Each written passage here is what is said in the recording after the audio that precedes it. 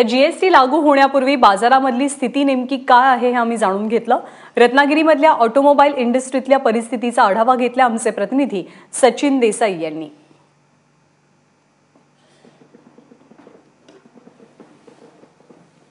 मंदी होती बाजारामध्ये, ती काहीशी तेजीमध्ये आलेलं चित्र आपल्याला पाहायला मिळतं। आपण रत्नागिरीतल्या शोरूममध्ये आहोत, टीव्हीएसच्या शोरूममध्ये आहोत आणि या ठिकाणी मोठ्या संख्येने ग्राहकांनी गेल्या काही दिवसांमध्ये टीव्हीएसच्या गाड्यांची खरेदी केल्याचं आपल्याला पाहायला मिळतंय। आपल्याबरोबर काही ग्राहक आहेत, नेमकी त्यांच्या मनात काय शंका जीएसटी बाबत आहेत, ते गाडी या निमित्तानं का खरेदी करतात आपण विचारूया। गाडी आत्ताच खरेदी करण्याचं नेमकं कारण काय आहे? 1 तारखेपासून जीएसटी आता लागू होईल, तर किती कॉस्ट कुठल्या वस्तूंच्या काय वाढती सांगता येत नाही। जो तो आपण काय मिळेल ते वस्तू खरेदी करायला सुटले, पण मी विचार केला की कॉस्ट वाढण्यापेक्षा आधीच म्हटलं आपण एक आपली गाडी खरेदी करून घ्यावी। मग ठरवलं की गाडी घेऊया आपण आपली।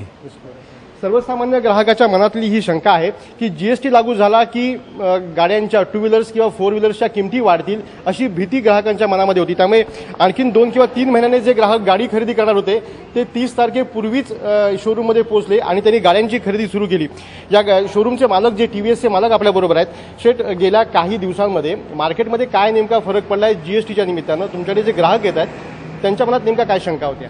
आता खरं पावसाळ्याचा सीझन आहे, त्यामुळे हा स्लॅग सीझन असतो, पण जीएसटीचा कायदा जो 1 तारखेपासून आपल्या महाराष्ट्रात किंवा भारतातच संपूर्ण जो लागू होतोय, त्या निमित्ताने ग्राहकांच्या मनात पण एक संभ्रमता निर्माण झाली की आम्हाला गाडी ते रेट टॅक्समुळे वाढतील का, असं त्यांच्या मनात निर्माण झालं। त्यामुळे त्यांनी त्या संभ्रमात की गाड्यांच्या किमती वाढतील म्हणून त्यांनी पण आमच्याकडे इथे शोरूममध्ये येऊन गर्दी केली आणि बरीच मॉडेल पण आमच्याकडे मटेरियल पण शॉर्टेज निर्माण झाला। आम्ही ते कंपनीकडनं अरेंज करायचा प्रयत्न केला, तरी सुद्धा ग्राहक आमचे काही म्हणजे त्यांना काही लोकांना आम्ही गाड्या देऊ शकलो नाही, म्हणजे आमच्यावर पण एकूणच ताण पडला। लोकांच्या ग्राहकांच्या मनामध्ये भीती होती की किमती वाढण्याची आहे, त्यामुळे लोकांनी लवकर गर्दी केली। हो, निश्चितच त्यांना एकूणच संभ्रमता होती की वाढतील का काही होतील कळत नाही, आणि काही ठिकाणी अशा गाड्यांच्या किमती वाढतील असंच लोकांच्या मनात होतं। त्यामुळे त्या भीतीपोटीच त्यांनी इथे आमच्याकडे बुकिंग वाढवलं आणि आमचा सेल वाढलाय। त्याच्यामुळे एकूणच जीएसटी बाबत प्रत्येकाच्या मनामध्ये शंका आहे,